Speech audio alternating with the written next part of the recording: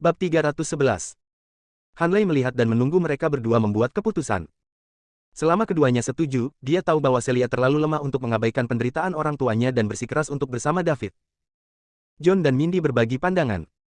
Persis seperti yang mereka simpulkan pagi itu. Pewaris keluarga Chases ini marah dan cemburu karena Celia bersama David, bukan dia, dan itulah sebabnya dia menargetkan mereka. Mindy akan meminta Hanlei untuk memberi mereka waktu untuk mempertimbangkan pilihan mereka. Hanya John yang menyela, "Maaf, Tuan Chases, tapi Celia berhak membuat keputusannya sendiri. Kami mungkin orang tuanya, tetapi itu tidak memberi kami hak untuk membuat keputusan seperti itu untuknya. Jika dia menyukai Anda dan memilih untuk bersama Anda, kami tidak akan keberatan. Jika dia menyukai orang lain dan memilih untuk bersama mereka, kami juga tidak akan keberatan." Mindy memerah. Dia tidak berharap suaminya menolak Hanlei secara langsung. Dia sudah berencana untuk membujuk Celia. "Oh, jadi kamu memilih opsi 2, kalau begitu?" Hanlei bertanya dengan muram. "Bukannya kami memilih opsi 2, hanya saja nomor 2 adalah satu-satunya pilihan kami," jawab John. John selalu menjadi orang yang benar dan itu bisa dilihat dari sikapnya dan cara dia menangani urusannya. Ini juga mengapa Mindy memutuskan untuk memulai bisnis dengan marah kembali kemudian. Dia memiliki kemampuan untuk meningkatkan kondisi kehidupan keluarganya saat itu, tetapi dia menolak untuk mendapatkan uang dari wilayah abu-abu hukum. Jadi, Mindy memutuskan dia akan memasuki industri bisnis dan menghasilkan uang sendiri.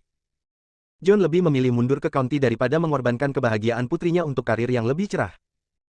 "Jika itu masalahnya, maka saya akan menjelaskannya kepada Anda. Anda telah bekerja selama bertahun-tahun di industri bisnis, Nyonya Yang. Sekarang setelah sesuatu yang ilegal ditemukan dalam produk rias Anda, pernahkah Anda berpikir bahwa Anda harus menghabiskan sisa hidup Anda di penjara?" Hanlei bertanya sinis. Jika mereka menolak untuk menyetujui saat dia bersikap baik, maka bukan salahnya dia bersikap kejam sekarang. "Apa, kamu?" teriak Mindy ngeri. "Hanlei, itu tidak mungkin," kata John, menahan amarahnya. "Betulkah? Tunggu saja, kalau begitu." Kemudian, Hanlei berbalik dan meninggalkan kantor dengan manajer umum Elmer dan Beautylist Group mengikuti di belakangnya. "John, saya tidak ingin menjalani sisa hidup saya di penjara. Selamatkan aku." Mindy meratap. Dia benar-benar takut karena keluarga Chases cukup kuat untuk dengan mudah menjebaknya untuk hal seperti ini.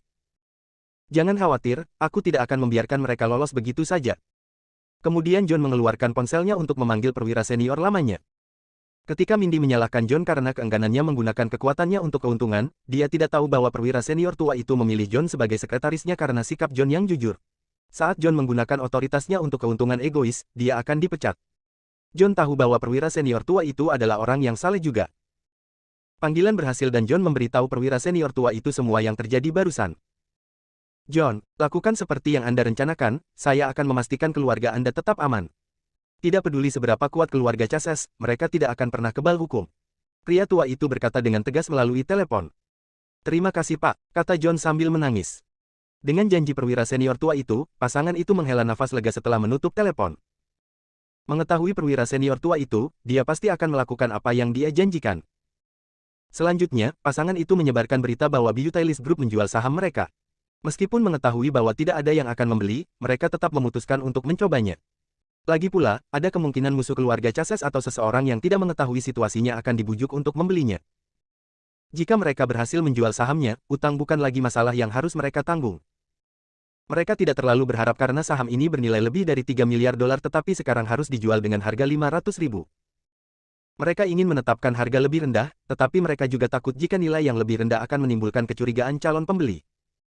Saham-saham ini akan berubah menjadi beban utang yang sangat besar. Mereka rela memberikan sahamnya secara cuma-cuma, apalagi mendapat untung. Setelah Hanlei meninggalkan markas Beautylist Group, dia berbicara kepada kepala pelayannya setelah dia masuk ke mobil. "Elmer, temukan sesuatu di produk rias yang kamu ambil dari rak seperti yang aku katakan tadi. Kami akan mengunci Mindy dulu, saya ingin melihat apakah mereka masih memiliki keberanian untuk berbicara dengan saya." "Ya, Tuan Hanlei." Elmer mulai menelepon setelah menjawab. Namun, tidak lama kemudian, Elmer menerima berita yang membuatnya mengerutkan kening. "Tan, Hanlei, kita punya masalah," lapor Elmer. "Apa masalahnya?" tanya Hanlei.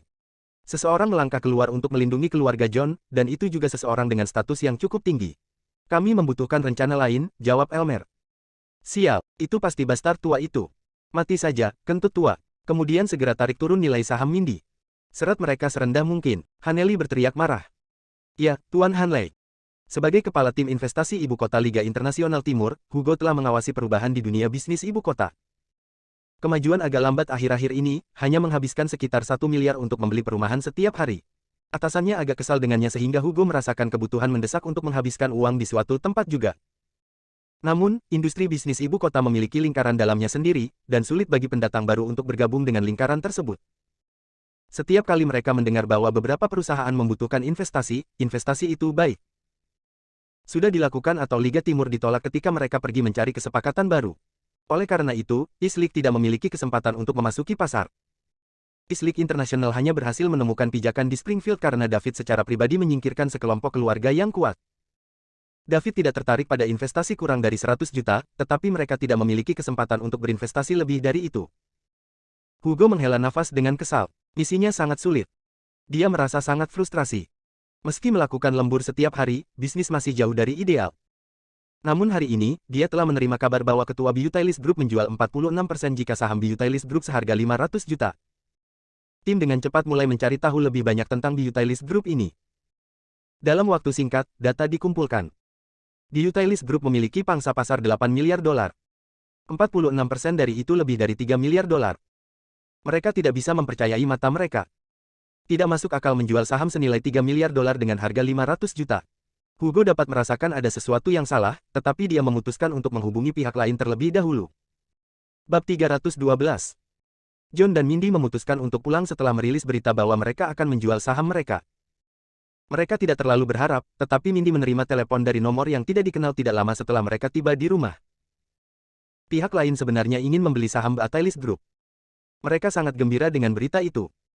Selama pihak lain mau membeli, keluarga yang akan bersedia menjual saham mereka dengan harga berapapun. Mereka bahkan rela memberikan sahamnya secara cuma-cuma. Kemudian, Hugo mengajukan pertanyaan kepada Mindy.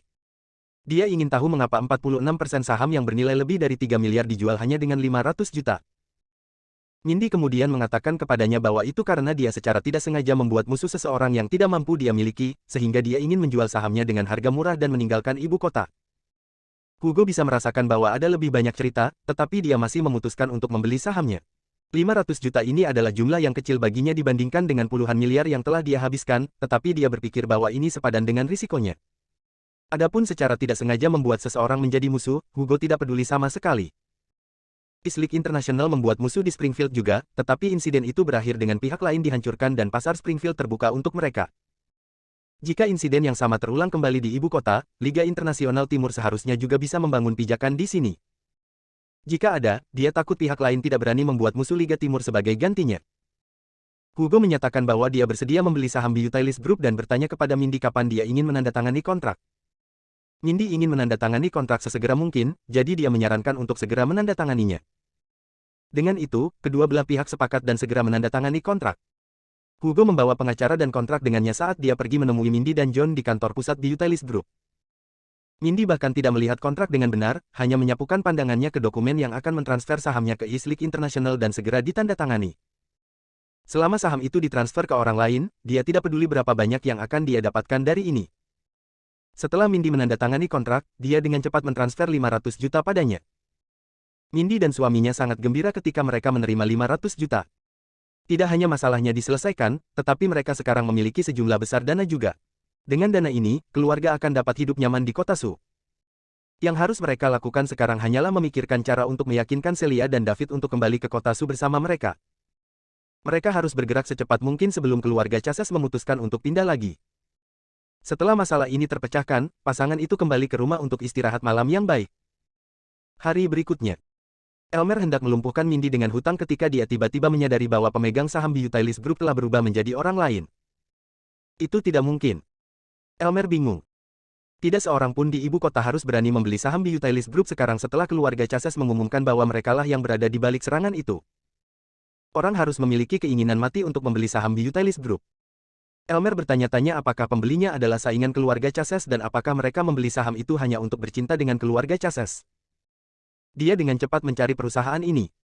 Itu adalah grup investasi internasional Liga Timur. Perusahaan yang baru muncul 2 bulan lalu kantor pusatnya berada di Provinsi South River dan memiliki cabang di Springfield dan Capital City. Dalam 2 bulan, kelompok ini telah menghabiskan lebih dari 400 miliar untuk investasi.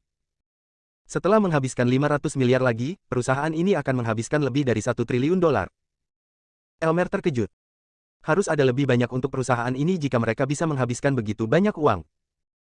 Sangat mungkin bahwa perusahaan ini mendapat dukungan keuangan dari beberapa keluarga aristokrat tersembunyi yang sangat kuat. Elmer segera memberitahu Hanley tentang ini. Hanley sangat marah. Dia telah berusaha keras hanya untuk mendorong Mindy ke sudut dan memaksa Celia untuk melakukan apa yang dia inginkan. Sekarang semua kerja kerasnya menjadi sia-sia berkat Eastleigh International ini. Dia tidak bisa menerima ini. Perusahaan ini adalah orang luar, jadi bagaimana jika mereka kaya? Tidak semua hal bisa diselesaikan dengan uang. Dia penasaran bagaimana orang luar ini berencana untuk menahan diri melawan keluarga Chases. Pada saat yang sama, Hanley juga menyadari bahwa begitu Mindy menyingkirkan dana Beautylist Group, dia akan membawa Celia pergi dari ibu kota. Karena itu, dia dengan cepat mengatur seseorang untuk mengikuti Mindy dan suaminya. John dan istrinya akhirnya mendapatkan istirahat malam yang baik, setelah terjaga sepanjang malam kemarin dan akhirnya menyelesaikan masalah mereka hari ini. Ketika mereka bangun, mereka awalnya berencana untuk memanggil Celia untuk membahas meninggalkan ibu kota, hanya untuk menyadari bahwa Celia telah meninggalkan rumah pagi itu. Mereka tidak punya pilihan lain selain memesan penerbangan ke Provinsi Salt River pada hari Senin dan menunggu Celia kembali. Hanley merasa khawatir ketika menerima kabar bahwa John dan keluarganya telah memesan penerbangan untuk berangkat. Dia tidak bisa membiarkan Celia meninggalkan ibu kota. Saat dia pergi, dia tidak akan memiliki kesempatan lagi untuk bersama Celia lagi.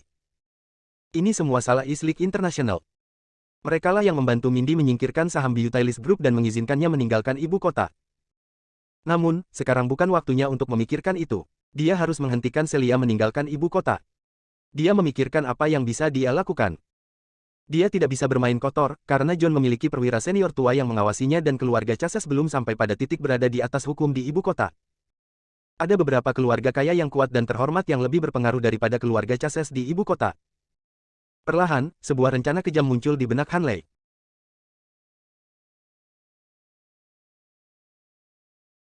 Miliknya.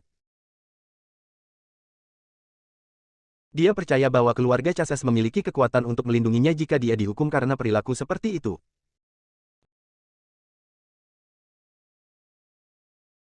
Dia akan dengan paksa menjadikannya miliknya. Dia percaya bahwa keluarga Chases memiliki kekuatan untuk melindunginya jika dia dihukum karena perilaku seperti itu. Oleh karena itu, Hanley memanggil Ezra, dan setelah memastikan lokasi mobil Celia, dia mengemudi. Celia telah setuju untuk bertemu dengan dua temannya untuk berbelanja di mall. Setelah membeli semuanya, mereka berpisah. Namun, tepat setelah Celia melihat kedua temannya pergi, dia menabrak Hanley. "Celia, kebetulan sekali," kata Hanley sambil tersenyum. "Halo, Hanley," jawab Celia. "Sudah siang, Celia, bagaimana kalau kita makan siang bersama?" "Maaf, Hanley, saya sudah makan dengan teman-teman saya sekarang. Aku harus pulang sekarang. Selamat tinggal." Kemudian, Celia berbalik untuk pergi, hanya untuk Hanley yang meraih pergelangan tangannya. "Ayolah, Celia, bagi saya," kata Hanley, menekan amarahnya. "Aku sangat menyesal. Kami tidak sedekat itu, tolong lepaskan." Celia mencoba melepaskan tangan Hanley, tetapi tidak berhasil. Hanley mungkin tidak mengerahkan banyak kekuatan, tapi dia masih master level puncak kelas 2. Celia hanya sedikit lemah. Gadis, jadi tentu saja, dia tidak bisa menarik tangannya. Perjuangan kecil mereka menarik perhatian orang banyak.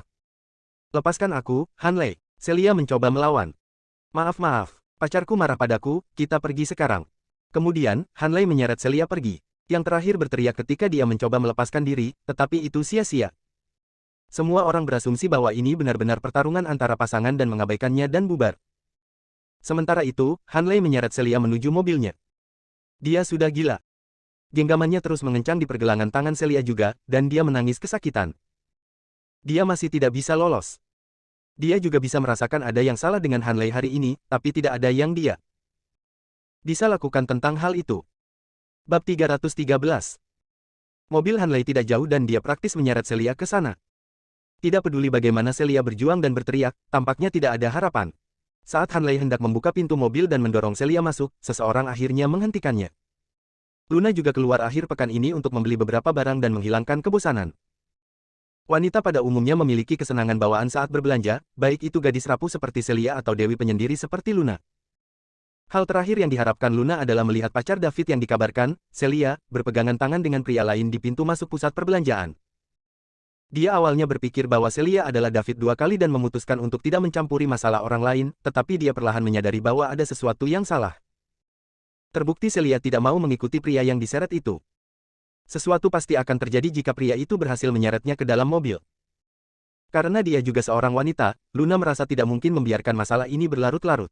Belum lagi bahwa Celia adalah pacar David yang dikabarkan, dan dia membutuhkan kesempatan untuk membuat David berpihak padanya.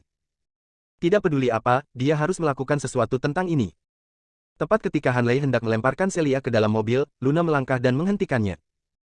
Hanley memandang Luna dan berkata, "Siapa kamu? Ini masalah antara aku dan pacarku, singkirkan urusanku." Luna juga sangat cantik, tetapi Hanley tidak berminat untuk menghargainya karena tujuan langsungnya adalah memasukkan Celia ke dalam mobil dan membawanya dengan paksa.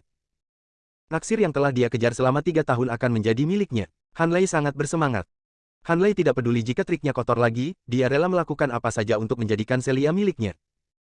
"Selamatkan aku, Nona, tolong. Aku bukan pacarnya, dia mencoba menculikku." Seolah melihat penyelamatnya, Celia memohon bantuan Luna. Celia tidak tahu siapa Luna, tetapi Luna tahu bahwa Celia adalah pacar yang diisukan David. Dia telah mempelajari David cukup lama akhir-akhir ini dan dia membutuhkan cara agar pria itu mau membantunya. "Siapa saya tidak masalah, yang penting Nona Celia di sini bukan pacarmu." "Apa yang Anda pikir Anda lakukan, penculikan siang hari," kata Luna dengan lantang. Ini menarik perhatian banyak orang yang lewat. "Tolong bantu saya menelepon polisi. Aku bukan pacarnya, dia mencoba menculikku." Celia berteriak pada saat ini. Beberapa orang sudah mengeluarkan ponsel mereka untuk mengambil gambar. Hanley segera melepaskan pergelangan tangan Celia, kulitnya memerah dan paling marah saat dia memelototi Luna. Wanita bodoh ini menggagalkan rencananya. Dia hampir berhasil mendorong Celia ke mobilnya sebelum dia muncul. Ditambah lagi, wanita ini tahu siapa Celia dan itu berarti dia tidak mungkin bisa menjalankan rencananya hari ini. Namun, jika dia membiarkan Celia pergi hari ini, dia akan meninggalkan ibu kota bersama orang tuanya besok. Hanley tidak tahu harus berbuat apa. Dibebaskan, Celia segera berlari bersembunyi di belakang Luna. "Apakah kalian tidak memiliki hal-hal yang lebih baik untuk dilakukan? Sial, apa hubungannya pertengkaranku dengan pacarku dengan kalian? Ya. Persetan sebelum saya menemukan Anda masing-masing dan membuat Anda membayar nanti." Hanley berteriak pada kerumunan. Mereka yang tidak ingin menimbulkan masalah perlahan menjauh. Mayoritas ragu-ragu tetapi perlahan pergi juga setelah melihat mobil sport kelas atas di belakang Hanley. Hanya orang-orang dari latar belakang keluarga khusus yang mampu membeli mobil mahal seperti itu. Orang-orang ini tidak menganggap gosip ini layak mendapat masalah. Mereka yang tersisa adalah orang-orang dari keluarga yang agak kuat dan tidak peduli untuk mendapat masalah. "Sudahlah, jangan biarkan aku mengganggumu. Saya hanya akan menonton, saya tidak akan mengatakan apa-apa, memotret, atau memanggil polisi," kata salah satu yang tersisa. Ya. "Jangan biarkan saya menghentikan Anda, saya di sini hanya untuk melihat gadis-gadis cantik," kata yang lain menonton. Apakah Anda yakin ingin menonton fraksi T di tempat kerja?" tanya Hanley. Ekspresi orang banyak berubah ketika mereka mendengar kata-kata fraksi T. Mereka tidak sepenuhnya bodoh tentang dunia. Di antara para pemuda di ibu kota, fraksi T tidak diragukan lagi adalah lingkaran yang diinginkan mayoritas. Untuk menjadi bagian dari. Banyak orang ingin bergabung dengan lingkaran tetapi tidak ada yang membawa mereka masuk. Di dalam lingkaran ada berbagai pemuda dari keluarga bangsawan di ibu kota. Orang biasa tidak dapat bergabung dengan fraksi T, tetapi mereka juga tidak ingin mendapat masalah dengan fraksi T. "Begitu, jadi kamu adalah anggota fraksi T. Silakan, kalau begitu, saya akan pergi sekarang." Petik 2. Bab 314. Sesaat kemudian, kerumunan kecil itu bubar. Hanley memperhatikan mereka pergi sebelum berbalik untuk menatap Luna dengan dingin. "Aku akan mengurus urusanku sendiri jika aku jadi kamu. Ini bukan sesuatu yang Anda mampu untuk menusuk hidung Anda. Berhati-hatilah sebelum Anda dan keluarga Anda mendapat masalah karena ini. Oh, bahkan lebih banyak alasan bagi saya untuk menyodok hidung saya ke dalam ini, kalau begitu. Saya ingin melihat bagaimana Anda berencana untuk membuat saya dalam masalah," kata Luna sambil tersenyum, sama sekali mengabaikan ancaman Hanley. Dia mungkin bukan anak kesayangan dalam keluarga Soron, tapi dia tetap putri tertua. Bukannya dia meremehkan kemampuan Hanley, tapi dia akan senang jika Hanley berhasil melibatkan keluarga Soron dalam hal ini. Bagaimanapun, itu akan memecahkan kebuntuan saat ini.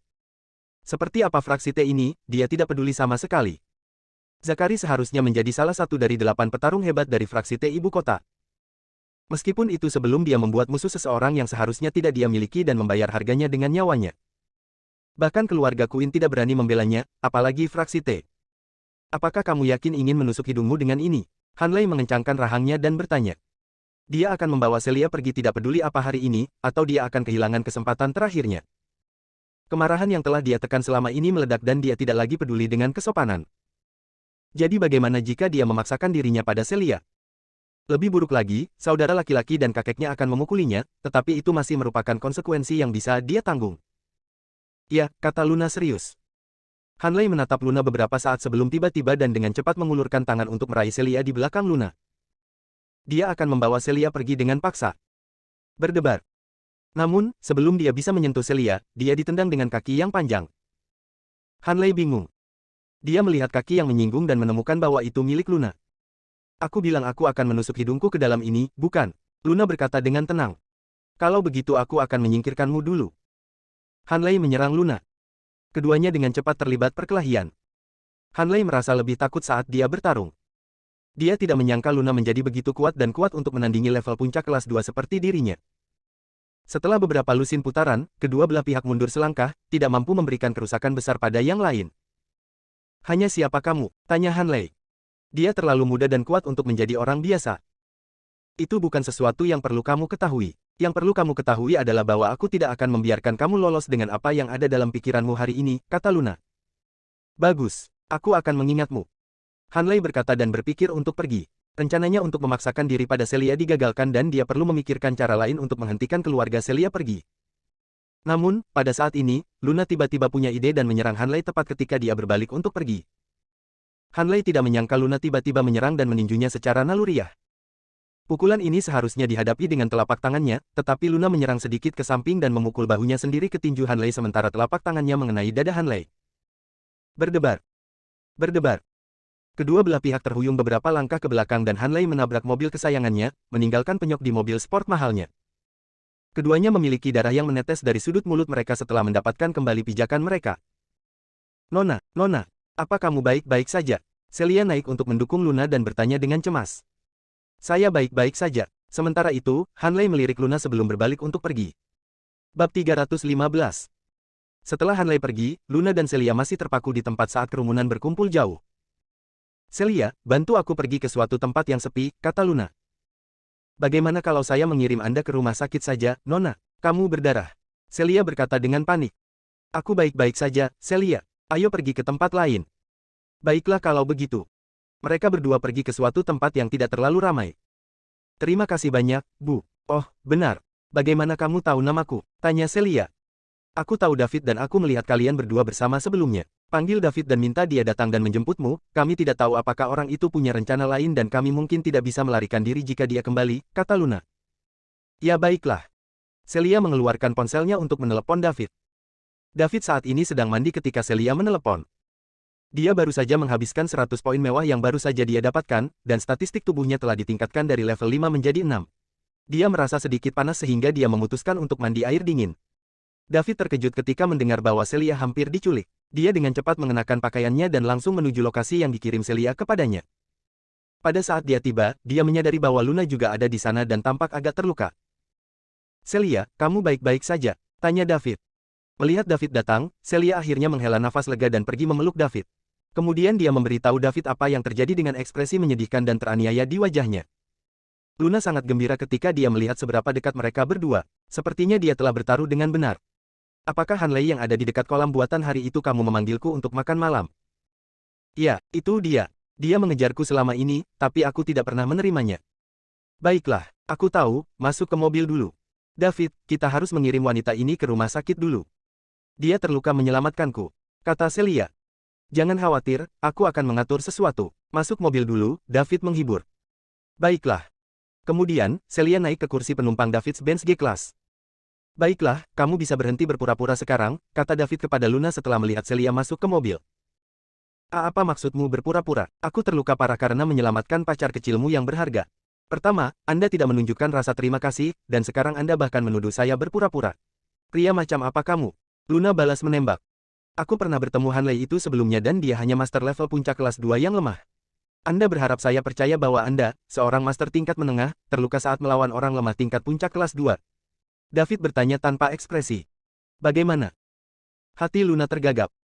Ini tidak mungkin, David tidak mungkin mengetahui kekuatannya yang sebenarnya. Tidak ketika itu adalah rahasia terbesarnya dan tidak pernah memberitahu atau mengungkapkannya kepada orang lain sebelumnya. Bahkan keluarganya pun tidak mengetahui hal ini. Dia juga tidak berencana untuk mengungkapkannya sampai dia yakin dia bisa memenangkan Wendy. Kekuatannya adalah satu-satunya kartu trufnya dan entah bagaimana David mengetahuinya. Luna bertanya-tanya bagaimana David berhasil mengetahuinya dan secara internal berseru tentang betapa menakutkannya itu. Dia berkeringat dingin. Kamu bertanya-tanya bagaimana aku tahu tentang kekuatanmu yang sebenarnya, kan? Bagaimana? Biar ku jelaskan, Luna, rencanamu hanya tipuan yang membosankan di mataku. Apakah Anda berpikir bahwa hanya karena Anda berpura-pura terluka menyelamatkan Celia, saya akan berterima kasih kepada Anda dan bersedia membantu Anda dengan apapun yang telah Anda rencanakan? Bagaimana? Yang bisa Luna katakan hanyalah 3, bagaimana, berturut-turut dan bukan kata lain. Pria ini menakutkan. Dia sangat tanggap dan sangat kuat. Luna merasa tidak mungkin menyembunyikan rahasia apapun darinya. Dia tidak tahu bahwa kekuatan pikiran David begitu kuat. Cukup kuat sehingga dia tidak hanya bisa melihat detail yang sangat kecil, tapi dia juga bisa merasakan dunia seni bela diri orang-orang yang lebih lemah darinya. Ditambah dengan pikirannya yang jernih, deduksi cepat memungkinkan dia untuk menceritakan cukup banyak apa yang baru saja terjadi. Kekuatan pikirannya yang kuat juga memungkinkan dia untuk melihat lingkungan di sekitarnya selama pertempuran, sehingga dia dapat memanfaatkan keuntungan apapun, menemukan kelemahan lawannya, dan menyerang mereka. David belum pernah bertemu seseorang yang kekuatan pikirannya lebih kuat darinya. Limen dan Lukas mungkin secara fisik lebih kuat darinya, tetapi kekuatan pikiran mereka hampir tidak sekuat miliknya. Kekuatan pikiran David adalah keunggulan uniknya. Meskipun kamu memang menggunakan beberapa trik, itu juga fakta bahwa kamu menyelamatkan Celia hari ini. Dia mungkin menghadapi trauma yang tidak dapat diperbaiki jika bukan karena Anda, jadi saya bisa berjanji untuk membantu Anda melakukan satu hal selama itu tidak bertentangan dengan kode moral saya. Pikirkan tentang apa yang Anda inginkan sebelum mencari saya lagi. Dan mungkin jangan mencoba menipu saya lagi. Setelah itu David santai dan aura kuat yang dia pancarkan barusan menghilang. Luna merasa kedinginan. David pergi bersama Celia, meninggalkan Luna yang menggigil di tempat yang sama. Bukannya takut akan kehadiran David, dia malah gemetar karena kegembiraan. Dia hanya merasakan aura tekanan yang sama yang David pancarkan barusan dari ayah dan kakeknya. David bukan lagi master peringkat harimau. Dia jauh lebih kuat sekarang, sebagai master peringkat naga. Ayah Luna baru saja menembus peringkat naga ketika dia hampir 40 tahun, dan dia telah dihormati sebagai seorang jenius yang pantas di keluarga Sharon. David baru berusia awal 20-an. Dia belum pernah mendengar tentang master pangkat naga muda seperti itu sebelumnya. Jenius tidak cukup untuk menggambarkan keunggulan David. Dia adalah monster, dan memiliki banyak bakat. David baru saja memberikan perasaan menjadi master peringkat harimau lebih dari sebulan yang lalu. Namun hari ini, dia mengalir dengan kekuatan master peringkat naga.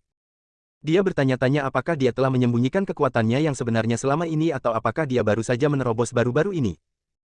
Bukan berarti semua itu penting. Yang paling penting adalah bahwa David lebih kuat sekarang, dan semakin kuat dia, semakin menguntungkan baginya. Sementara triknya tidak berhasil mendapatkan bantuan David, yang penting adalah dia memegang kata-katanya. Sekarang bukan waktunya untuk menguangkan janji ini. Ada 1 tahun lagi sampai kelulusan universitas dan saat itulah dia akan berterus terang kepada keluarganya. Tumbuhlah lebih kuat, David. Menjadi sekuat yang Anda bisa. Pada saat ini, harapan tak berujung membara di hati Luna. Aku berjanji akan memberimu hadiah besar, Wendy. Ini berharap kamu bisa menerimanya. Bab 316. David mengirim Celia pulang.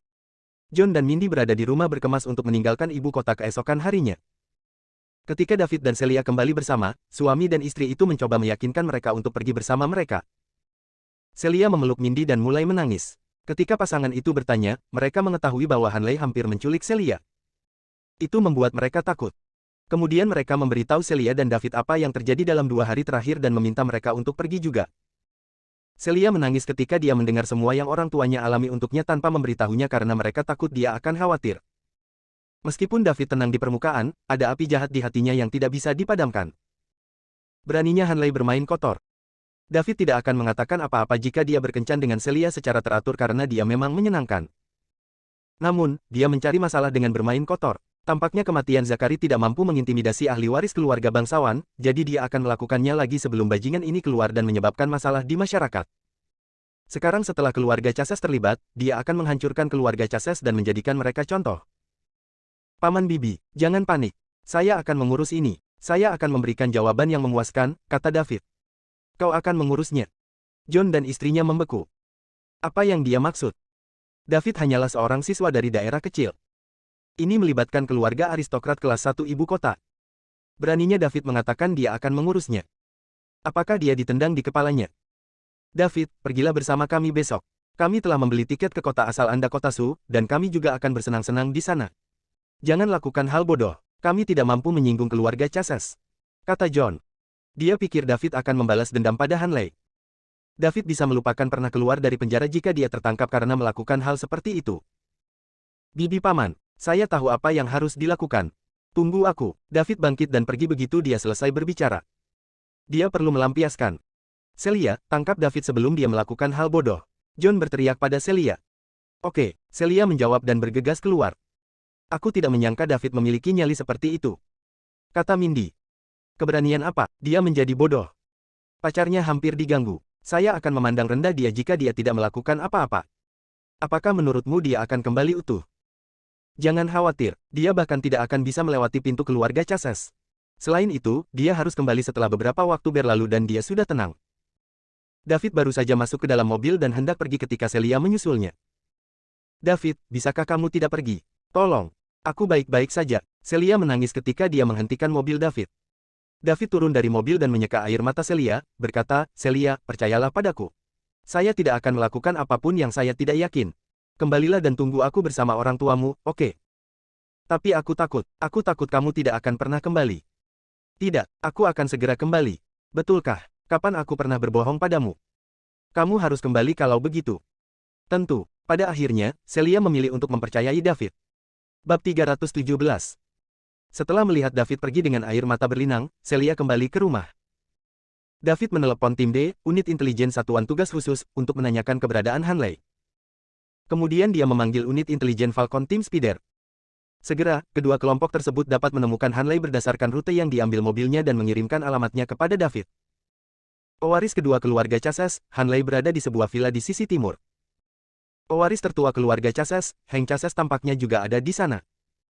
David tersenyum saat menerima kabar tersebut. Dia bisa menyingkirkan mereka sekali dan untuk selamanya. Saat David berjalan ke tempat saudara-saudara Chases berada, Satuan Tugas Khusus dan Unit Intelijen Falcon melaporkan bahwa David baru saja menanyakan tentang pewaris kedua keluarga Chases kepada pemimpin tim dan kapten mereka masing-masing. Setelah pemimpin tim D dan kapten tim Spider menerima berita tersebut dan menyampaikannya kepada pemimpin tim Alimen dan kapten tim Vulture Lucas. Lucas bingung saat menerima pesan itu. Apakah pewaris kedua keluarga Chases menyinggung David? Pewaris keluarga Queen, Zachary, belum lama meninggal. Mengapa seseorang mengacaukan David lagi? Tunggu sebentar. Keluarga Chases. Apakah itu keluarga Chases yang kupikirkan? Lucas segera menghubungi tim Spider lagi. Setelah memastikan bahwa itu adalah keluarga Chases yang menampung Joseph, dia segera menelepon David. David sedang mengemudi ketika ponselnya berdering. Dia mengambilnya dan melihat itu adalah Lucas, Kapten Vulture, tapi dia memilih untuk tidak menjawabnya. Segalanya akan menjadi rumit jika Lucas menelepon dan menyuruhnya berhenti. Dia bersikeras untuk membunuh Hanley, jadi dia lebih suka membunuhnya terlebih dahulu dan menanggung akibatnya nanti. Lucas menelepon David 2 kali, tetapi David tidak menjawab, tampaknya dengan sengaja.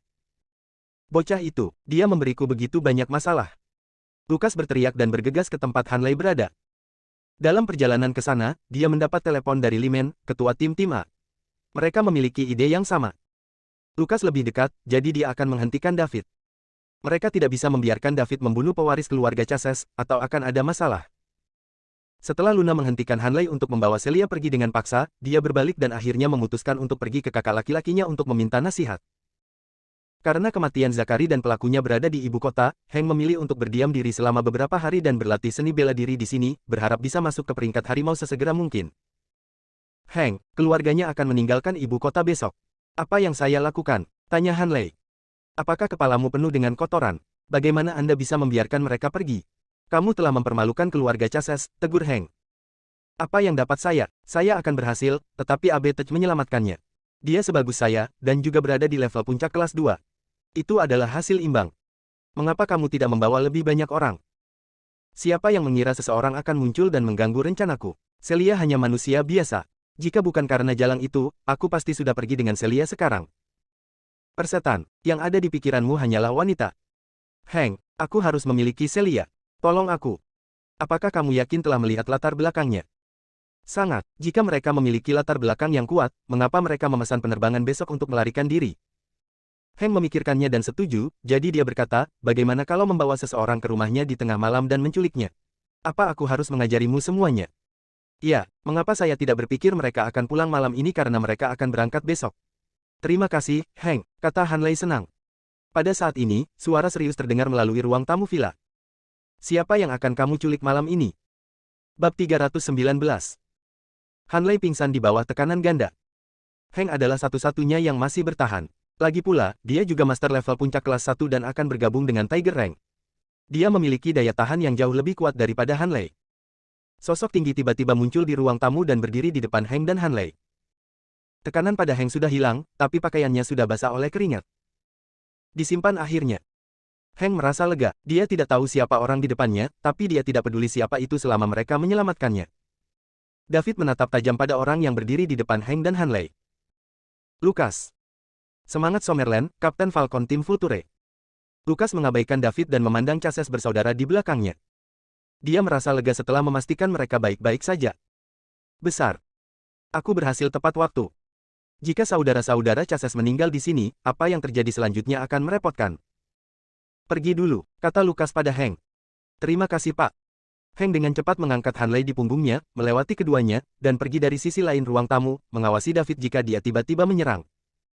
David tidak melakukan apapun sampai saudara-saudara Chassis meninggalkan aula. Dia tahu dia tidak bisa membunuh mereka dengan Lukas di sini. Namun, dia membutuhkan penjelasan. Kenapa kau menghentikanku? David bertanya dengan suara muram. Dia seperti binatang buas yang mengamuk sekarang, siap menyerang kapan saja. Lukas menghela nafas ketika dia melihat keadaan David saat ini. Bajingan keluarga Chassis entah bagaimana telah menyinggung David, membuatnya marah.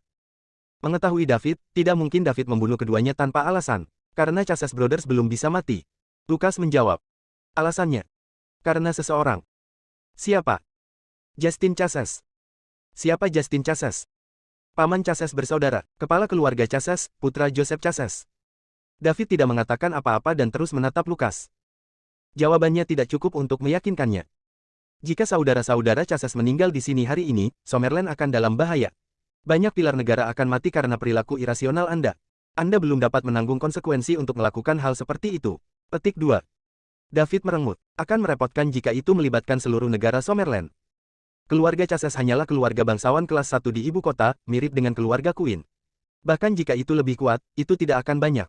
Apakah itu benar-benar kuat? David sedikit bingung.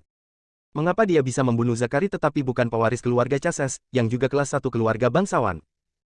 Lukas menambahkan, jika kamu ingin membunuh saudara Chassis atau bahkan keluarga Chassis, kamu harus melewati Justin terlebih dahulu.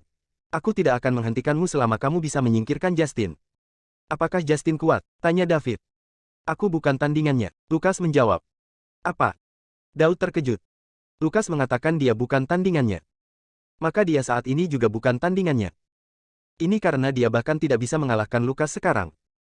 Bab 320. Lukas dengan hati-hati menjelaskan kepada David mengapa dia menghentikannya. Lebih dari 20 tahun yang lalu, Julius populer di ibu kota. Dia sangat berbakat sehingga dia bahkan melampaui ahli waris dari beberapa keluarga kaya raya pada waktu itu. Keluarga Chassis juga menaruh harapan besar padanya, memperlakukannya sebagai kepala keluarga Chassis berikutnya, berharap bahwa dia bisa memimpin keluarga itu lebih jauh ke peringkat keluarga kaya. Meskipun Joseph memilih nama Justin sehubungan dengan keadilan, Justin kejam, bertentangan dengan namanya. Siapapun yang menyinggung perasaannya akan disiksa sampai mati melalui berbagai cara. Meski keluarga Chassis berusaha menyembunyikannya, akhirnya terungkap dan menarik perhatian satuan tugas khusus jiwa Summerland. Joseph mengirim Justin keluar dari Summerland dengan biaya yang mahal. Tak disangka, Justin seperti bebek di air saat pergi ke luar negeri. Dengan bakat dan kekuatannya yang luar biasa, dia dengan cepat membentuk resimen tentara bayaran di antara kekacauan yang disebut Haus Darah. Selama 20 tahun terakhir, Bloodthirsty Mercenary menjadi tentara bayaran terbesar ketiga di dunia bawah global. Ada 3 alasan utama mengapa Summerland sangat menghargai Justin. Pertama-tama, Justin kuat dan sudah berada di puncak peringkat naga. Bahkan jika Lukas dan Limen bergandengan tangan, mereka bukanlah lawannya. Kedua, dia sangat kuat. Dia mengendalikan Bloodthirsty Mercenary, tentara bayaran terbesar ketiga di dunia bawah global. Itu memiliki puluhan ribu anggota dan dipersenjatai dengan baik. Ketiga dan yang paling penting, Mercenary yang Haus Darah yang dikendalikan Justin ada di Dark Cape berlokasi strategis di perbatasan Summerland dengan Falconia. Meskipun Dark Cape hanya area kecil, itu adalah lokasi strategis yang penting bagi Summerland dan Falconia. Baik Summerland dan Falconia akan menempatkan yang lain pada posisi bertahan jika yang lain mengambil alih Dark Cape. Daerah yang berbatasan dengan kedua negara ditutupi dengan hutan perawan, kecuali Dark Cape. Selain itu, medan magnet di dalam area itu ratusan, atau bahkan ribuan kali, lebih kuat daripada di luar. Semua peralatan komunikasi akan dihancurkan di tempat ini. Pesawat tidak bisa terbang, dan rudal tidak bisa diluncurkan karena akan terganggu secara elektromagnetik dan menjadi disorientasi sekali di dalam. Satu-satunya cara untuk sampai ke sisi lain dari hutan perawan yang menghubungkan ini adalah dengan berjalan kaki tanpa perangkat elektronik. Dark Cape adalah satu-satunya tempat yang tidak terganggu oleh medan magnet, jadi itu penting bagi kedua negara.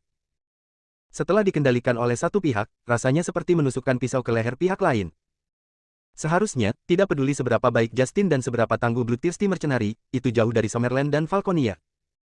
Alasan mengapa dia bisa menduduki Dark Cape adalah dia telah menemukan keseimbangan antara dua kerajaan. Baik Summerland maupun Falconia tidak akan mengizinkan yang lain untuk mengendalikan Dark Cape, yang memberi kesempatan kepada pihak ketiga seperti dia. Bagaimanapun, Justin adalah putra Joseph, dan dia dipuja oleh Joseph. Tanpa Joseph, Justin akan ditangkap oleh satuan tugas khusus sekarang. Karena itu, dia tidak akan pernah duduk diam jika terjadi sesuatu pada keluarga Chases. Jika David membunuh saudara-saudara Chases dan menghancurkan keluarga Chases, Justin akan bergabung dengan pihak Falconia, dan Summerland akan menjadi pihak yang bertahan. Summerland akan memimpin dalam menyerang Falconia dan tidak memberikan Falconia kesempatan untuk menyebar di Dark Cape. Jika ini terjadi, tidak ada yang tahu berapa banyak elit dan pilar negara lainnya yang akan terbunuh. Itu adalah sesuatu yang tidak ingin dilihat Summerland dan bertekad untuk tidak membiarkannya terjadi. Itu sebabnya Lucas bergegas untuk menghentikan David. Jika saudara-saudara Chases meninggal hari ini, mereka akan memiliki masalah untuk sementara waktu. Masa damai yang muncul setelah sekian lama akan segera hancur. David mendengarkan penjelasan Lucas. Dia tidak terlalu memperhatikan sisanya, kecuali beberapa poin.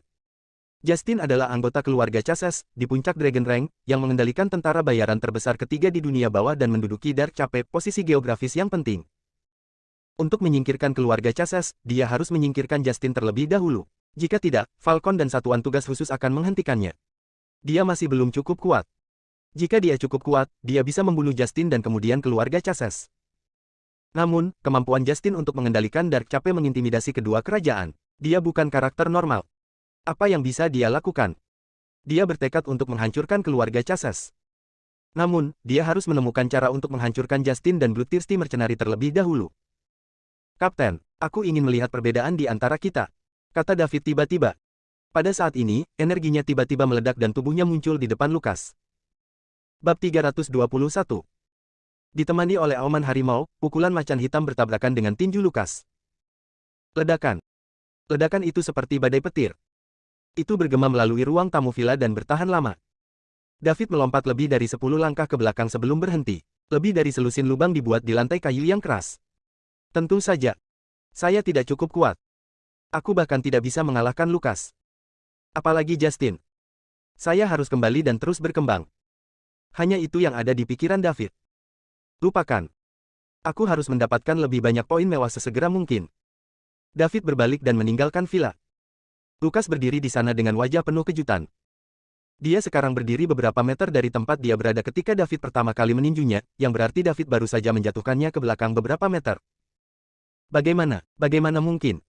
Dia ingat bahwa dia hanya sebaik nomor 9 ketika dia pertama kali bertemu David. Dia hanya memiliki kekuatan seorang pemula di Dragon Rank, dan pengalaman bertarungnya pada saat itu masih kasar. Sudah berapa lama? Dia sekarang bisa mendorongnya beberapa langkah ke belakang. Meskipun dia hanya memberikan 80% dari semuanya, tidak mudah bagi pemula Dragon Rank untuk menerima pukulan itu. Dia bermaksud memberi David pelajaran dan menunjukkan padanya perbedaan di antara mereka, agar dia tidak lari ke Justin dan akhirnya mati. Dia berada di tahap selanjutnya dari Dragon Rank, mendekati puncaknya, tetapi David mampu mengambil 80% dari kekuatannya tanpa goresan. Ini berarti bahwa dia setidaknya harus berada di tahap tengah peringkat naga dan sangat dekat dengan tahap akhir. Pertumbuhan itu. Lucas kehabisan kata-kata untuk menggambarkan bakat David. Kata-kata jenius dan iblis sepertinya tidak cukup untuk menggambarkan dirinya. Tidak akan lama sebelum David bisa melampaui dia, dan Justin tidak akan menjadi akhir dari dia. Mungkin David bisa membuat lompatan dan menjadi wali Summerland berikutnya. Jika dia membuat langkah itu, dia bisa menjaga perdamaian di Summerland selama beberapa dekade. Meskipun Summerland tampak tenang sekarang, Lucas tahu itu ada di ujung tanduk. Orang tua legendaris sudah memiliki satu kaki di kuburan. Begitu pria legendaris itu mati, keseimbangan dengan Falconia tiba-tiba akan rusak. Akan ada perang lagi, dan nyawa akan hilang. Oleh karena itu, seseorang di Summerland harus mengambil langkah itu sebelum orang tua itu meninggal untuk menjaga keseimbangan. Potensi David mengejutkan semua orang, dan dia harus segera melapor kembali. David adalah harapan Summerland. Bab 322. Hank membawa Hanley keluar dari villa, melemparkannya ke dalam mobilnya, dan bergegas pulang.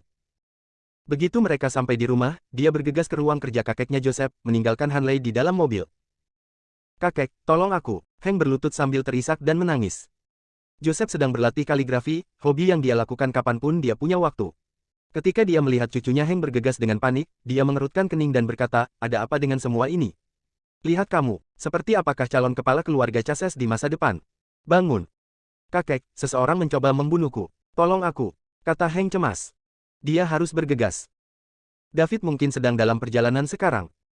David berani membunuh Zakari dan membuat keluarga Queen tak berdaya, sehingga Anda bisa tahu seberapa kuat latar belakangnya. Keluarga Chases dan keluarga Queen adalah keluarga bangsawan kelas 1, jadi dia tidak berpikir keluarga Chases bisa menyelamatkannya. Satu-satunya harapannya adalah menggunakan kekuatan keluarga untuk diam-diam mengirimnya pergi. Begitu dia meninggalkan Summerland, dia bebas melakukan apapun yang dia inginkan. Siapa yang mencoba membunuhmu? Siapa yang berani membunuhmu? Siapa di Summerland yang berani menyentuh keluarga Chases? Joseph bertanya dengan dominan. David mencoba membunuhku. Siapa David? David membunuh Zakari Queen, dan sekarang dia akan membunuhku. Ini salah Hanley. Aku tidak bersalah. Kakek, selamatkan aku, kata Heng cemas. Merasakan keseriusan situasi dari pernyataan cucunya, Joseph meletakkan penanya dan bertanya, apa yang terjadi? Katakan dengan hati-hati, dan jangan mencoba menyembunyikan apapun. Petik 2. Heng hanya bisa menjelaskan semuanya kepada Joseph tetapi menyalahkan Hanley dan mengatakan dia tidak bersalah. Jadi seseorang baru saja menyelamatkanmu? Tanya Yusuf. Ya, saya tidak mengenal orang itu, dan saya tidak tahu mengapa dia mencoba menyelamatkan saya. Jawab Heng. Baiklah, tidak apa-apa sekarang mereka tahu. Anda tidak perlu khawatir. Minta saja Elmer untuk membatalkan rencana melawan perusahaan itu, kata Joseph acuh tak acuh. Kakek, kirim aku pergi. Saya ingin pergi ke luar negeri. Aku pergi sekarang. Saya akan meninggalkan Summerland. Saya tidak bisa tinggal di sini lebih lama lagi. David datang. Kau bajingan, lihat dirimu. Apakah Anda begitu takut dengan masalah kecil seperti itu? Bagaimana Anda akan mewarisi gelar sebagai kepala keluarga Chases? Tegur Yusuf. Heng terkejut dengan omelan itu. Masalah kecil. Apakah ini masalah kecil? Bagaimana ini masalah kecil ketika aku akan mati? Kakek, ini bukan masalah kecil. Ini masalah hidup dan mati. Aku akan mati jika David mengejarku. Dia akan membunuhku. Aku akan mati sekarang jika pria itu tidak muncul. Joseph melihat tatapan bingung cucunya dan dengan tenang berkata, sekarang setelah semuanya sampai pada titik ini, saya harus memberitahu Anda sesuatu. Sebenarnya. Namun, Heng menyela Joseph sebelum dia bisa berbicara dengan mengatakan, kakek, maukah Anda mengirim saya pergi dulu? Aku akan mendengarkan omelanmu saat aku aman. Anda bajingan, dengarkan aku, teriak Yusuf. Oh, oke. Apakah kamu akan bergegas kalau begitu? Petik 2. Apakah kamu ingat memiliki paman ketika kamu masih kecil? Tentu, kurasa namanya Justin, kan? Bukankah dia sudah mati? Anda bajingan, siapa bilang dia sudah mati? Aku sudah menebaknya. Mengapa dia tidak pulang selama bertahun-tahun jika dia tidak mati? Apakah dia masih hidup? Dia hidup dan sehat, tentu saja. Lalu di mana dia? Luar negeri. Saya mengerti. Apakah Anda ingin saya pergi ke paman saya? Oke. Kita harus pergi sekarang, atau akan terlambat. Diam, dengarkan aku. Joseph membentak. Bab 323. Dia ingin memberi bajingan itu sebagian pikirannya, tetapi dia melepaskannya setelah melihat betapa cemasnya dia. Joseph melanjutkan tentang betapa berbakat dan tangguhnya Justin. Dia juga memberitahu Heng betapa kuatnya Bloodthirsty Mercenary dan betapa pentingnya Dark Cape bagi Summerland dan Falconia. Heng menjadi semakin terkejut selama percakapan. Setelah Joseph selesai, dia berada dalam keadaan kebingungan. Aku punya paman yang sangat tangguh. Bagaimana mungkin aku tidak tahu tentang ini? Aku bahkan belum pernah mendengar tentang dia. Jika itu benar, saya akan dapat melakukan apapun yang saya inginkan di Summerland. Kakek, kalau begitu, apakah keluarga Chases punya tiket bebas penjara di Summerland selama paman Justinku menempati Dark Cape? Tanya Heng tidak percaya. Bisa dibilang begitu, Yusuf menjawab dengan tenang. Ya Tuhan sialan, itu luar biasa.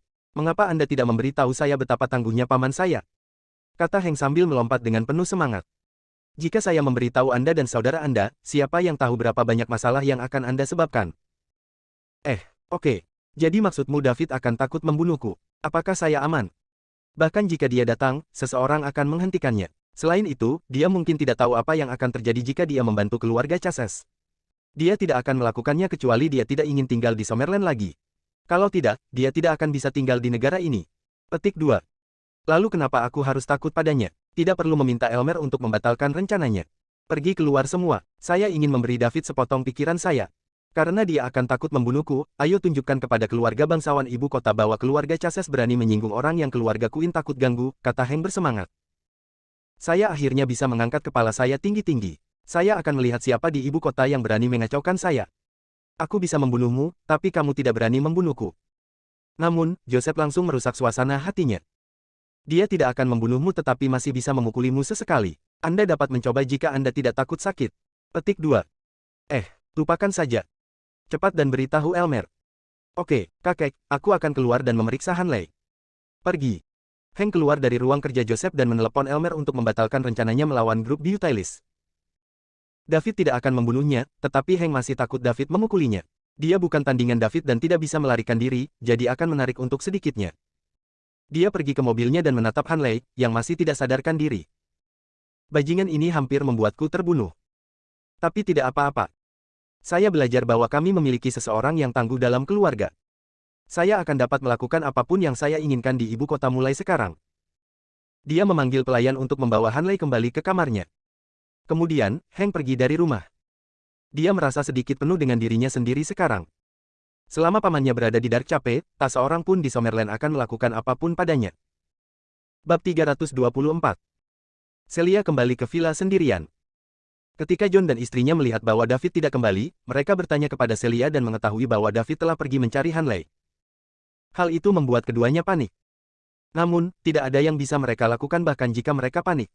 Mereka bukan tandingan keluarga bangsawan kelas 1 ibu kota seperti keluarga Chases. Mereka hanya bisa menunggu dengan cemas dan meminta Celia untuk terus menelepon David. Dia membuat 2 panggilan berturut-turut, tetapi tidak ada yang menjawab. Telepon bahkan dimatikan pada akhirnya. David menyalakan ponselnya dalam perjalanan pulang dan melihat beberapa panggilan tak terjawab dari Celia. Dia menelepon kembali untuk memberitahu Celia bahwa dia tidak menemukan Hanley dan akan segera kembali. Celia dan keluarganya juga merasa lega. Setelah menutup telepon dari Celia, David menelepon Paul lagi. Suara Paul segera terdengar. Tan, Liddell. Paul, aku punya sesuatu untuk ditanyakan padamu. Kata David. Silakan, Tuan Liddell. Menurutmu mengapa tentara bayaran asing itu berusaha keras? Paul membeku, bingung mengapa David mengajukan pertanyaan seperti itu, tetapi dia tetap menjawab, kebanyakan orang melakukannya untuk keuntungan, tetapi beberapa melakukannya untuk ketenaran. Kalau begitu aku akan memberimu misi, kata David tegas. Silakan, Tuan Liddell. Aku ingin kamu kembali ke tempat kamu bertarung, merekrut tentara bayaran yang tersesat, dan membantuku membentuk resimen tentara bayaran yang disebut Api Merah. Uang bukanlah masalah. Saya akan membayar Anda berapapun jumlah yang Anda butuhkan. Tan, Liddell, apakah Anda ingin mengumpulkan grup mercenari Api Merah? Betul sekali. Tan, Liddell, saya ingin tahu apa yang Anda coba lakukan dengan grup. Uang memang dapat merekrut banyak orang, tetapi beberapa pemain terbaik tidak semuanya tentang uang. Itu karena banyak dari mereka tidak kekurangan uang. Yang mereka butuhkan adalah ketenaran. Selain itu, unit tentara bayaran dibangun dalam waktu singkat waktu memiliki sedikit kesetiaan dan persatuan. Jika Anda dapat merekrut dengan uang, gunakan uang. Bagi yang tidak bisa, beritahu mereka bahwa kami menyerang Dark Chapel dan mengalahkan Bloodthirsty Mercenaries sebulan setelah mereka bergabung dengan Red Flame. Setelah kita mengalahkan Bloodthirsty, mereka akan membuat nama untuk diri mereka sendiri dengan mengambil tempat Bloodthirsty sebagai tentara bayaran terbesar ketiga di dunia bawah global. Setelah itu loyalitas dan persatuan akan meningkat. Apa? Paul merasa pusing ketika mendengar apa yang dikatakan David. Sebagai tentara bayaran yang telah berada di luar negeri selama lebih dari 10 tahun, dia tahu tentang tentara bayaran yang haus darah yang menduduki Dark Chapel. Itu adalah legenda di dunia tentara bayaran. Tentara bayaran paling kuat ketiga di dunia bawah global. Mereka sangat kuat. Tidak berlebihan untuk mengatakan bahwa 3 unit tentara bayaran teratas di dunia tentara bayaran adalah legendaris. Mereka bahkan mampu menghancurkan sebuah negara kecil. Namun, David mengatakan mereka akan menyerang Dark Chapel dan menghancurkan tentara bayaran yang haus darah. Meskipun kekuatan finansial dan kekuatan David membuatnya terkesan, dia masih berpikir bahwa David tidak memiliki kesempatan untuk membunuh tentara bayaran yang haus darah. Tentara bayaran yang haus darah tidak hanya memiliki senjata dan peralatan canggih tetapi juga menduduki Dark Chapel, yang memiliki lokasi geografis unik yang mudah dipertahankan dan sulit diserang. Yang paling penting, pemimpin mercenari yang haus darah, Tyrant, diakui sebagai master terbaik di Dragon Rank. Orang itu tidak hanya sangat kuat tetapi juga brutal. Dia akan menyiksa musuh-musuhnya sampai mati dengan berbagai cara. Begitulah cara dia mendapatkan nama Tyrant. Ekspresi siapapun di dunia tentara bayaran akan berubah hanya dengan menyebut dia. Dia bukan sesuatu yang bisa kamu tangani dengan angka saja. Bab 325. Jika mereka ingin tentara bayaran haus darah keluar dari gambar, mereka harus menyingkirkan Tyrant. Bahkan jika mereka gagal, mereka membutuhkan seseorang dengan kekuatan yang sama untuk menahannya, atau mereka tidak memiliki kesempatan sama sekali. Siapa yang bisa menahan master peringkat naga nomor 1 yang diakui oleh dunia bawah? Peringkat naga dan peringkat harimau memiliki perbedaan kualitatif. Itu bukan sesuatu yang hanya bisa diselesaikan dengan perbedaan jumlah. Tan, Liddell, dengan segala hormat, kamu tidak memiliki kesempatan untuk menyerang Dark Cape dan menghancurkan Blood Mercenaries. Kata Paulus. Oh, mengapa demikian? Tanya David. Karena pemimpin tentara bayaran darah, Tyrant, diakui sebagai master peringkat naga nomor 1. Kamu tidak memiliki kesempatan untuk menghancurkan Blood Mercenaries jika kamu tidak menyingkirkannya. Saya tahu, jangan khawatir tentang itu. Jika aku menyerang Dark Cape, aku akan menemukan cara untuk menjaga Justin. Siapa Justin? Paulus bertanya dengan bingung. Justin adalah Tyrant, pemimpin tentara bayaran yang haus darah yang Anda sebutkan. Apakah Anda mengenalnya, Tuan Liddell? Tentu saja, bagaimana lagi aku tahu namanya? Saya tidak hanya mengenalnya, tetapi saya memiliki dendam terhadapnya. Jadi dia harus mati. Paul memikirkannya, mengatupkan giginya, dan berkata, kalau begitu, saya akan menyalakan api merah sesuai instruksi Anda, Tuan Liddell. Tetapi sementara itu, saya membutuhkan Anda untuk menakut-nakuti mereka. Uang dan ketenaran dapat merekrut banyak orang kuat, tetapi saya tidak dapat mengendalikan mereka. Paul memutuskan untuk mencobanya. Masuk akal karena David mengenal Tyrant dan memiliki hubungan darah yang buruk dengannya. Lagi pula, dia tahu David tidak akan memulai perkelahian yang tidak bisa dia tangani. Jika mereka berhasil membentuk resimen tentara bayaran peringkat ketiga di dunia bawah tanah global, namanya juga akan menjadi legenda di dunia tentara bayaran. Itu adalah godaan yang tidak bisa ditolak oleh tentara bayaran. Meskipun dia telah pensiun dari dunia tentara bayaran, dia tidak bisa menahan godaan ini. Oke, Anda akan menjadi wakil pemimpin setelah Red Flame terbentuk. Jangan khawatir tentang uang, rekrut semua yang kuat. Bahkan jika Anda perlu menghabiskan banyak uang, bangunkan saya tim api merah yang kuat. Beritahu mereka seseorang akan mengurus Tyrant. Saya percaya mereka yang mengejar ketenaran tidak akan memberikan kesempatan untuk membuat nama untuk diri mereka sendiri. Saya mengerti, aku akan menyelesaikan tugas. Keluarga Chasez, saya akan memberi Anda 1 bulan lagi untuk hidup, dan kemudian Anda akan dicabut. Saya perlu meningkatkan kekuatan saya untuk menggandakan batas dalam waktu 1 bulan untuk mengalahkan Justin dengan percaya diri. Setelah aku menaklukkan Dark Cape, aku akan mengambil alih lokasi dan statusnya. David berpikir bahwa dengan uang tak terbatas dan status Falcon dan satuan tugas khusus, dia bisa tidak takut dan tidak ada yang perlu ditakuti selama dia tidak melakukan kejahatan atas inisiatifnya sendiri. Lagi pula dia tidak pernah menjadi pembuat onar. Namun, tidak cukup bagi David untuk belajar dari keluarga Chasez. Dia belum memiliki pengaruh atau kekuatan yang cukup. Ini tidak cukup untuk beberapa keluarga yang lebih mapan. Dengan kekuatan dan potensinya saat ini, dia bisa saja membunuh Chasez bersaudara, dan tidak akan terjadi apa-apa. Lucas dan Lyman tidak akan melakukan apapun padanya. Jika David tidak meninggalkan Summerland, Justin tidak berani memasuki Summerland tidak peduli seberapa keras dia dulu. Ini adalah apa yang Lucas katakan padanya. Justin masih dicari oleh satuan tugas khusus dan akan ditangani begitu dia memasuki Summerland. Lagi pula, statusnya tidak mengizinkannya memasuki Summerland, karena itu akan menimbulkan kecurigaan Falconia. Namun, David tidak bisa melakukan itu. Dia mungkin baik-baik saja begitu dia melakukannya, tetapi banyak orang akan mati karena dia. Orang-orang ini adalah aset terbesar Summerland, dan dia tidak bisa membahayakan mereka karena alasan egois. Karena Dark Cape adalah jimat, dia harus mengendalikannya. Mereka akan mengambil alih Dark Cape dalam sebulan dan menghancurkan tentara bayaran yang haus darah serta keluarga Chasez. Bab 326. David kembali ke rumah Celia. Keluarga Celia merasa lega saat melihat David kembali dengan selamat. Istri John dan dengan cepat pergi untuk membuat makan malam. Mereka meninggalkan ibu kota, jadi mereka memberhentikan juru masak mereka. Keluarga sedang makan malam ketika telepon John berdering. Itu dari perwira seniornya, meneleponnya untuk memintanya kembali bekerja besok. Sebelum pasangan itu tahu apa yang sedang terjadi, telepon Mindy juga berdering. Itu adalah telepon dari manajer umum Beautylis. Keluarga Chasez tidak hanya membatalkan daftar hitam Beautylis, tetapi juga memberi Mindy 54% saham Beautylis tanpa syarat. Keduanya tercengang. Mengapa keluarga Chasez tiba-tiba berhenti?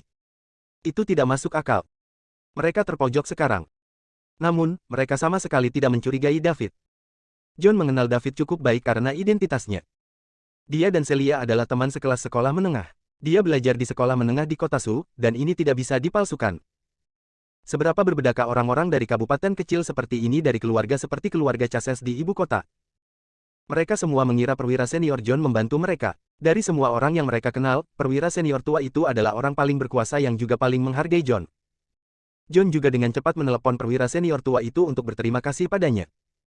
Perwira senior tua itu mengira John berterima kasih padanya karena telah berbicara untuk menjaga keluarganya tetap aman. Dengan demikian, kedua belah pihak salah paham satu sama lain. David bahkan kurang tertarik untuk menjelaskan masalah itu, meskipun dia tahu Hank dan Hanley melakukannya karena mereka takut dengan kekuatannya. Bagaimanapun, dia tidak melakukan pekerjaan yang cukup baik, sementara keluarga Chases belum membayar harganya. Dia sedikit takut ketika memikirkan hal ini. Jika dia tidak mendapatkan sistem yang mewah, dia akan tetap menjadi David yang lama sekarang. Apa yang akan terjadi ketika Celia menjadi sasaran pewaris keluarga bangsawan seperti Hanley? Malam ini mungkin akan menjadi mimpi buruk yang hidup. Tidak hanya keluarga Chases tidak menghentikannya, tetapi mereka juga memegang lilin untuk iblis. Mereka harus dihancurkan bersama Hanley. Dia akan menjelaskan semuanya kepada Celia setelah mengambil alih Dark Chapel dan menghancurkan keluarga Chases sebulan kemudian. Aku akan berterus terang kepada mereka terlebih dahulu ketika saatnya tiba. John dan keluarganya sangat bahagia sehingga mereka tidak harus meninggalkan kampung halaman mereka. Bagaimanapun, mereka telah tinggal di ibu kota selama beberapa dekade. Siapa yang akan pergi jika mereka punya pilihan? Dia bahkan ingin makan malam sebelum ini, tetapi begitu dia menjawab telepon, nafsu makannya meningkat. Semua orang saat makan malam senang. Ketika David meninggalkan rumah Celia, dia menelepon Hugo dan memintanya untuk mengirim 2 orang dari Departemen Keamanan untuk melindungi Celia dan keluarganya. Dia takut keluarga Chases akan melakukan hal lain di belakangnya. Dia bisa menunggu selama Celia baik-baik saja. Dia akan membunuh mereka ketika dia cukup kuat. Jika sesuatu terjadi pada Celia, dia tidak tahu apakah dia bisa menerimanya. Dia bahkan mungkin akan melenyapkan keluarga Chases terlepas dari biayanya. Kembali di hotel. David melihat poin mewahnya. Bab 327. Ada 16 poin tersisa. Dia sudah berada di level luar biasa 6. Dia merasa perlu mencapai level 8 yang luar biasa untuk melawan Lucas, dan dia harus lebih kuat untuk menang. Dia harus mencapai batas 2 kali lipat untuk mengalahkan Justin. Dalam hal ini, dia seharusnya kekurangan 1.500 poin sekarang. Itu berarti dia perlu menghabiskan 150 miliar dolar dalam 20 hari untuk menggandakan batas dan kemudian pergi ke Red Flame Mercenaries untuk mengintimidasi massa yang baru ditemukan sebelum memimpin mereka untuk menyerang Dark Chapel. Jika dia menghitungnya seperti itu, dia harus menghabiskan setidaknya 8 miliar dolar sehari. Namun, dia hanya bisa mendapatkan 30 hingga 40 poin mewah sehari, yang tidak sesuai dengan standarnya. Untungnya, Pearl baru saja menghubunginya.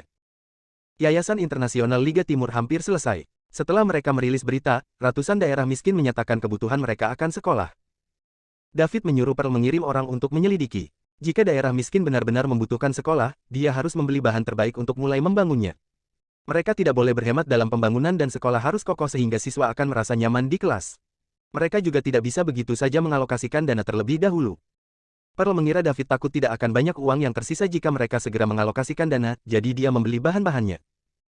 Maksud David adalah bahwa mengalokasikan dana secara langsung akan dianggap sebagai sumbangan, dan poin mewahnya tidak akan bertambah. Itu hanya akan berfungsi jika dia membeli barang secara langsung. Kalau tidak, bukankah lebih baik mengalokasikan 100 miliar dolar saja? Poin mewahnya akan meroket. Kapanpun dia membutuhkan poin mewah, dia hanya bisa menyumbangkan puluhan miliar dolar, yang akan jauh lebih mudah. Sayangnya, itu tidak berhasil. Sekarang, semuanya sudah siap. Dia hanya perlu menunggu poin mewahnya meroket dalam beberapa hari. Setelah Hank meninggalkan rumah, dia memanggil anggota inti fraksi T untuk berkumpul di The Great Wall Club, mengklaim bahwa dia harus membuat pengumuman. Sebagai salah satu dari 8 petarung hebat fraksi T, dia berhak memanggil semua orang untuk berkumpul. Hank adalah orang pertama yang tiba di The Great Wall Club dan memasuki ruangan pribadi tempat mereka biasa bertemu. Itu adalah ruang pribadi untuk pertemuan anggota inti fraksi T. Kursi di sini sudah diperbaiki. Namun, Hank duduk di kursi stan, bukan kursinya sendiri kali ini. Melihat 8 kursi yang ada di bawah statusnya, Hank menemukan kursi yang paling nyaman didudukinya saat ini. Segera, anggota inti fraksi T mulai berdatangan, sementara Stan adalah yang terakhir masuk. Hank, bukankah kamu mengatakan kamu ingin mengasingkan diri? Apa masalahnya? Apakah Anda berhasil menembus peringkat harimau begitu cepat? Anda bahkan mengadakan pertemuan. Bukankah kamu baru saja menerobos peringkat harimau? Ada apa dengan semua keributan itu? Bukankah kamu hanya membuang-buang waktu semua orang? Salah satu dari 8 petarung hebat, Chess, bertanya sinis. Dia dan Hank tidak akur. Begitu dia mengatakan itu, yang lain, termasuk Stan, melihat ke arah Hank. Berapa umur Hank? Apakah dia 26? Jika dia berhasil menembus peringkat harimau, dia akan dianggap jenius di ibu kota. Casey, aku harap kamu bisa berbicara denganku dengan percaya diri lagi sebentar lagi. Kata Hank dengan tenang. Oh, Hank, beraninya kamu. Jangan berpikir Anda semua itu hanya karena Anda telah menembus peringkat harimau. Percaya atau tidak, aku akan tetap menghajarmu. Kata Chess. Dia sudah menjadi master peringkat harimau, jadi dia tidak takut dengan ancaman Hank. Namun, dia hanya beberapa tahun lebih tua dari Hank. Dia berusia 27 tahun ketika dia menembus peringkat harimau. Hank baru berusia 26 tahun sekarang, jadi dia kesal karena Hank membuat terobosan di usia yang lebih muda. Heng mengabaikan Chess dan berkata, aku tidak menembus peringkat harimau. Tapi hari ini. Chess memotongnya sebelum dia bisa menyelesaikannya dengan mengatakan, apa yang kamu lakukan mengumpulkan orang jika kamu belum membuat terobosan? Apakah Anda tidak memiliki hal yang lebih baik untuk dilakukan? Saya tidak punya waktu untuk mendengar Anda berbicara omong kosong. Petik 2. Stan angkat bicara. Jika dia tidak mengatakan apa-apa, dia tidak tahu berapa lama mereka akan bertarung. Dia juga bertanya-tanya apa yang dilakukan Heng mengumpulkan semua orang di sini. Chess, dengarkan Heng. Chess berhenti bicara begitu mendengar itu, dan semua orang menunggu Heng berbicara. Bab 328. Heng melirik anggota inti fraksi T yang duduk di sana dan berkata, saya pikir kita perlu perubahan. 6 petarung hebat lainnya memandangnya dengan bingung. Stan berkata, lanjutkan. SCC telah berkembang pesat dengan 3 bos yang bertanggung jawab, dan saya pikir kita harus mengikuti dan menambahkan T lain. Heng menatap dengan gugup ke 6 petarung hebat dan Stan. Dia tahu dia menantang otoritas Stan. Namun, pemikiran memiliki paman yang begitu tangguh menenangkannya. Karena dia memiliki pendukung, dia akan memanfaatkannya dengan baik. Dia tahu pamannya Justin bukanlah kartu yang bisa dimainkan dengan enteng. Jika digunakan, itu berarti keluarga Chases tidak jauh dari kehancuran, dan mereka hanya memiliki satu kesempatan untuk menyelamatkan diri.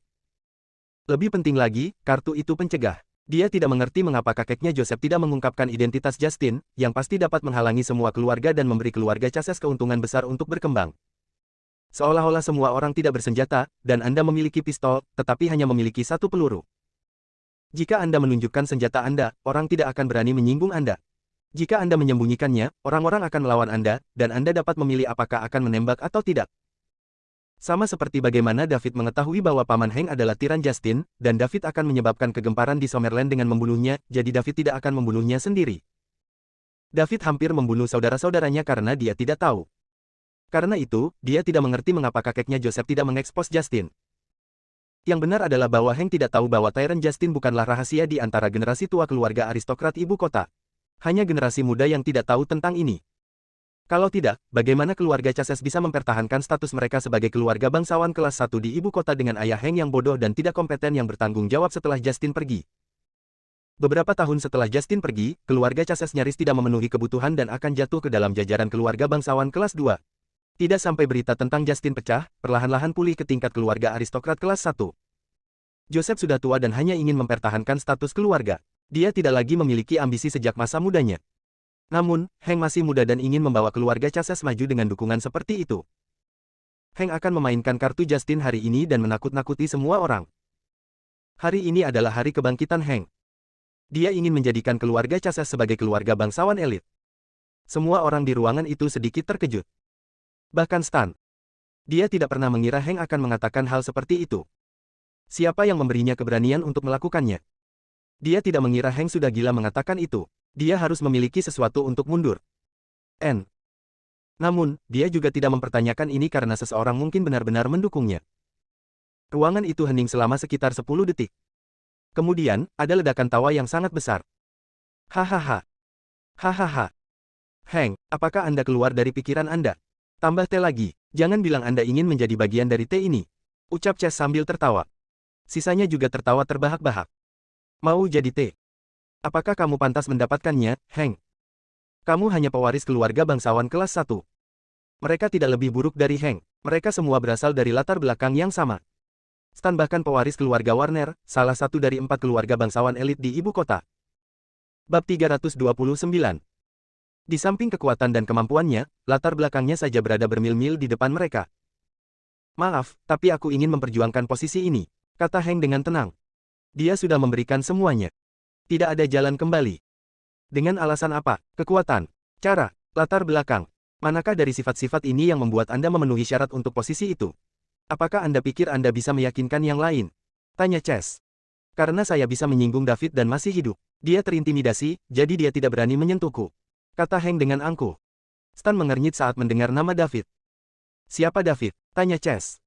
Orang yang membunuh Zakari. Dia berani membunuh Zakari, tapi bukan aku. Apakah itu cukup menakutkan? Apa? 6 petarung hebat lainnya terkejut. Itu adalah pertama kalinya mereka mendengar nama David. Heng bilang David membunuh Zakari, jadi itu tidak salah. Mereka telah lama menghindari David, takut membuatnya kesal dan terbunuh. David berani membunuh Zakari, membuat keluarga Queen tak berdaya. Tak perlu dikatakan, dia pasti memiliki kekuatan yang menakutkan dan latar belakang yang tangguh. Tapi Heng bilang David takut padanya.